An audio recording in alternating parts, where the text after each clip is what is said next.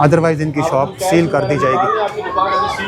अभी ये इनकी शॉप को सील कर रहे हैं और फ़ाइन भी कर रहे हैं ताकि दोबारा से ये इस तरह का कोई ये काम ना करें, क्योंकि यहाँ पे ये जितनी भी शॉप्स हैं ये ज़्यादातर वायलेशन भी करते हैं और गवर्नमेंट के रेट के मुताबिक जो है ये अपनी चीज़ें सेल नहीं करते, जिसकी वजह से ये इनकी शॉप को सील किया जा रहा है। ये ऑपरेशन जारी है, देखें आप, पैरा फोर्स की जानिब से। और ये रोड जितना भी है ये सारा फारूक आज़म रोड कहलवाता है और ये शमसाबाद ढोकला खान के नवाई रावलपिंडी के नवाई इलाके के साथ मौजूद है। शमसाबाद ढोकला खान फारूक आज़म रोड। ये